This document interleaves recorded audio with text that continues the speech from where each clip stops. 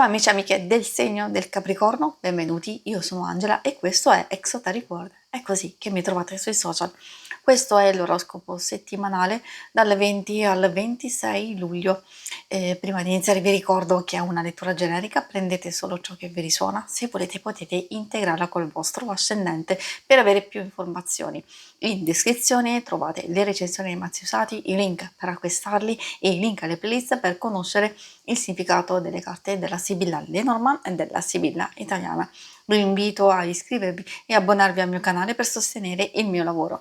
Vi ringrazio moltissimo se lo farete o l'avete già fatto. E adesso partiamo con la lettura. Innanzitutto andiamo a vedere le energie principali, poi i segni zodiacali da attenzionare e l'amore, il lavoro e le finanze. Partiamo con questa montagna che indica una fase di rallentamento, di blocco o di ostacoli e ritardi. Può portare pesantezza effettivamente, quindi soprattutto a livello strettamente personale, relazionale e forse anche sentimentale. Magari abbiamo la possibilità non proprio di uscire dal blocco, oppure stiamo cercando di muoverci in un certo senso. La presenza dell'anello fa capire che c'è bisogno di impegno, soprattutto di un impegno nei nostri confronti, di aver fiducia nelle nostre capacità, nelle nostre potenzialità, e poi in realtà può anche riguardare le questioni più pratiche con qualcuno nello specifico, quindi di essere collaborativi, di trovare un accordo, di cercare soprattutto di non andare a ripetere vecchie situazioni che magari ci hanno portato disagio, e forse questa è la settimana giusta per chiudere una fase ciclica, una serie di esperienze o qualcosa che ci porta pesantezza, dolore,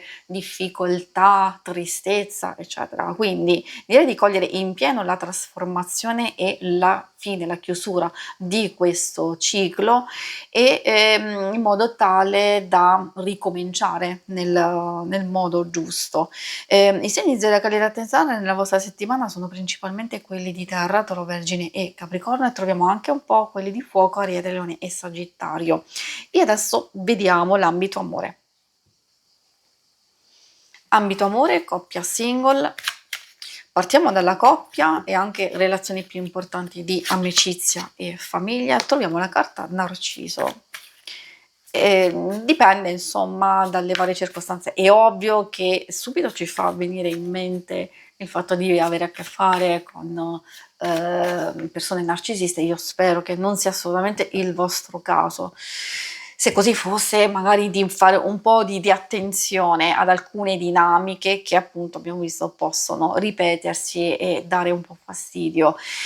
Principalmente però questa carta ha a che fare con la volubilità, con anche degli atteggiamenti che possono essere provocatori. Può essere carino, magari una moina, una smanceria, un qualcosa di tenero, no? Di tenero e di dolce, e allora sì, può essere accolto. Invece se un atteggiamento viene fatto, un comportamento per ottenere qualcosa, ovviamente consiglio sempre di verificare che cosa si vuole ottenere, perché magari se ci sono dubbi, perplessità, se ci sono litigi e discussioni, forse l'altra persona vuole evitare o cerca di sfuggire questo che magari può darvi fastidio, e cercare di portar serenità e distrazione con una moina, con una coccola, con un qualcosa che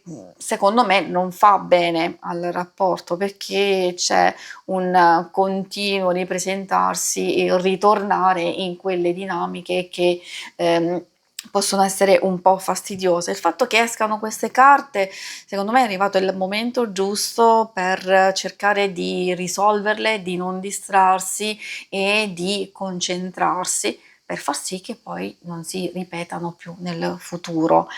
possono riguardare anche una persona amica, qualcuno della famiglia, diciamo, perché no? Mentre per i single risuona anche e maggiormente questa energia magari di avere a che fare con un'energia tossica, con un'energia di dipendenza, forse ci sono alcune situazioni, cose che vi preoccupano, che vi danno un po' fastidio. Se state frequentando una persona, forse non è la persona giusta e adatta a voi, magari sono cose che si ripetono e forse è arrivato quel momento giusto per lasciarsi il passato alle spalle e rigenerare queste energie. Quindi pensateci attentamente, c'è qualcosa che in realtà non sta funzionando e magari non avete né la possibilità o forse adesso non vi sentite pronti ad affrontare una nuova relazione, può dipendere anche dall'altra persona, quindi in qualsiasi circostanza, come abbiamo visto, c'è una fase di evoluzione e di trasformazione profonda. Adesso vediamo la parte più pratica del lavoro e delle finanze. Troviamo la carta bambino, che per certi aspetti può essere anche positiva perché indica una fase di evoluzione, sia di miglioramento ma anche di nuovi atteggiamenti che riguardano nuove conoscenze, collaborazioni, possibilità di gestire al meglio le vostre entrate, ci può essere un aiuto, un sostegno, anche un aumento stesso di alcune cose.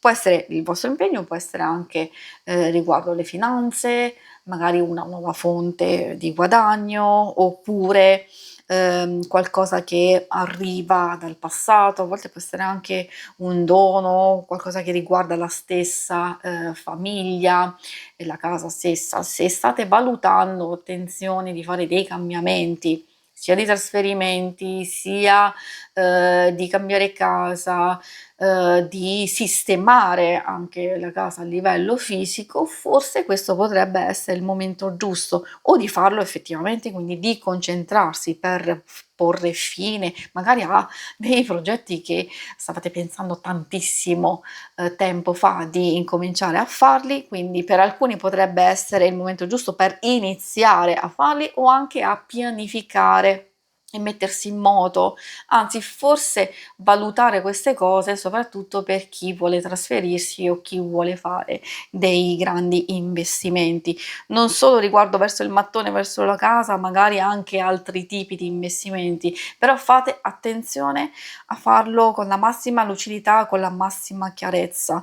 Se non si mettono a posto alcune cose già riguardo il passato o tante altre magari dinamiche che state vivendo, potrebbe essere un po' difficile farlo proprio adesso. Per chi è in cerca di lavoro magari può essere una fase di pausa o di nuovo inizio, magari partendo dal fare ordine, fare il punto della situazione di quello che avete fatto precedentemente per far sì che poi la vostra ricerca possa essere un po' più concreta, un po' più con risultati che giustamente meritate rispetto al passato. Si conclude qui la lettura, vi ringrazio per avermi seguita. Se volete in alto a destra trovate il logo per iscrivervi al canale, mentre in basso trovate le schermate per vedere il vostro oroscopo mensile e lunare quindicinale. Alla prossima, vi auguro una buona settimana. Ciao!